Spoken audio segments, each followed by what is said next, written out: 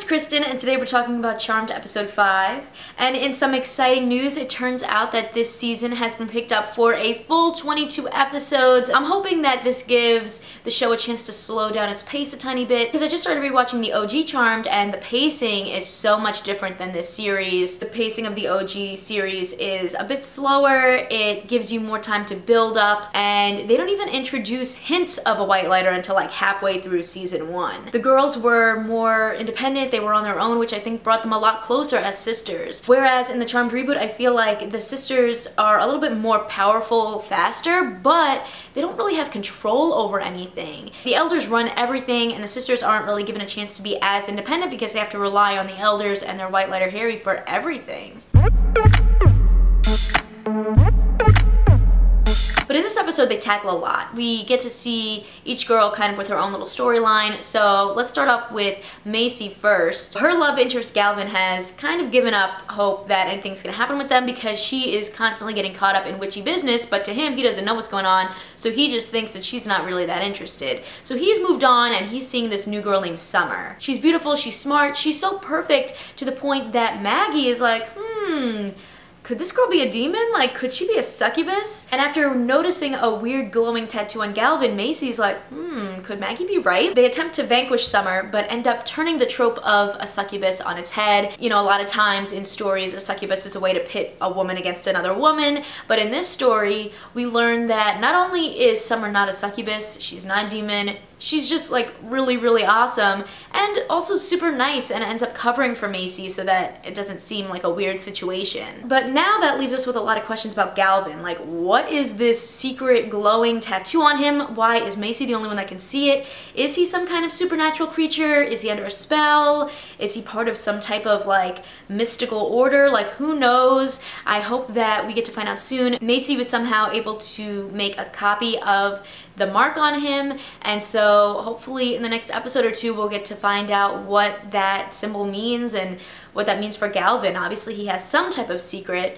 I wonder what it is. Let's get into Maggie. This episode was interesting for her because a lot of times we get to see the girls deal with demons, but this time we got to see them dealing with some regular mortal issues. Namely helping Lucy figure out who her boyfriend Parker cheated on her with that ultimately led him to dumping her. The issue here is that Maggie is the culprit. She kissed Parker to distract him from seeing the exorcism of last week's episode, but then she's starting to kind of dig a little deeper. There were a lot of other things that she could have done to distract him other than kiss him. So obviously she really wanted to do that. Now she needs to decide, does she want to be honest with Lucy or lie to her? When she does tell the truth, things turn sour, and it looks like in addition to dealing with demons, she's gonna have a whole new set of enemies in the Kappa sisters. And finally, let's get into Mel's storyline. So she's feeling really, really terrible about what happened with Niko's partner Trip, and now Niko is hot on the trails trying to figure out what really was going on because she thinks there's a conspiracy, which proves that she's a pretty good detective because there is a conspiracy, but that's gonna put her in danger's way. Through this storyline, we get to learn more about the elder murders that were going on. It turns out the guy who stole the Harbinger of Hell in the last episode is named Alistair Kane, and he is a demon, but also a CEO of a biotech company that also happens to be the Hilltown University Lab's new donor. So it turns out that he and his shape-shifting son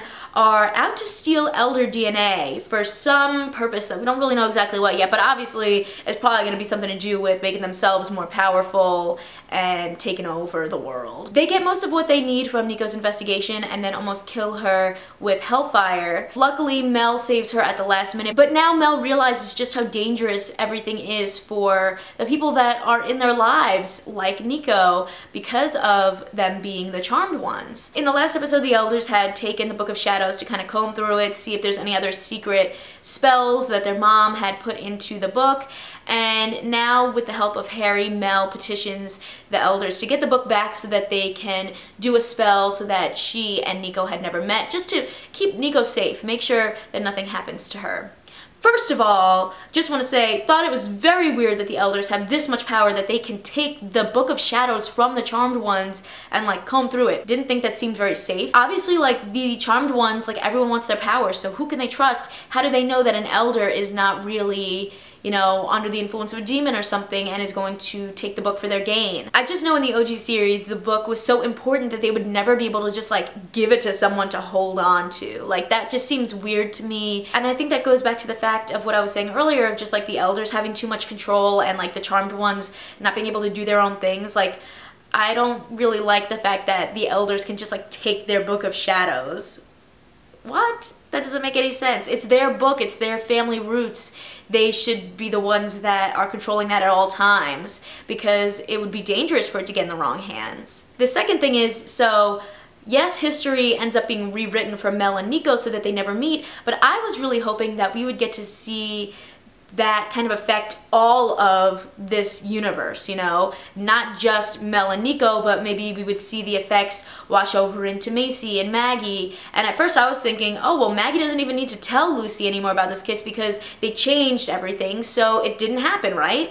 But no, really the way that this story went, it only affected Mel and Niko, and you know, now Mel doesn't have her job at the university. But I'm hoping we get to see a little bit more about how this affected Mel and we get to see the trickle effect of how things have changed. Also, when you think about it, was it even worth rewriting this timeline so that Mel and Niko never met? Yes, she saved Niko right now, but anyone that comes into her life is going to be dealing with these same issues where they're gonna be not as safe because they're dating a witch. So will Mel do that every time that there's an issue? I think that they could have figured out another way to solve it by actually figuring out who the demons were and fighting them versus changing time. We also learned that this rewritten timeline does affect Alistair Kane's plan to steal Elder DNA, but he has a new plan now, and the key to it looks like it's going to be Macy. So I wonder how he's going to try to use her to get what he wants. Something else I thought was interesting that we learned in this episode was that Harry doesn't remember his life before being a white lighter. He doesn't remember his life as a human, and I'm hoping that's something that they dive into in more episodes and maybe we'll actually get to see him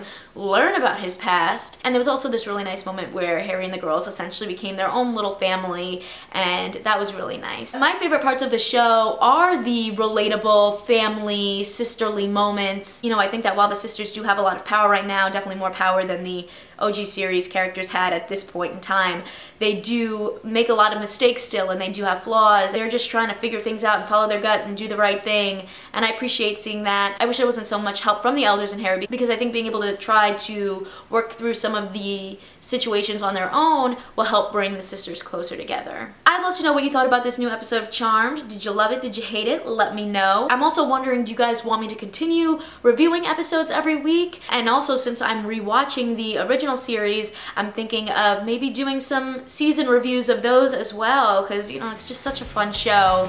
Let me know what you guys think. Give this video a thumbs up and click that subscribe button because I come out with new videos every week. See ya!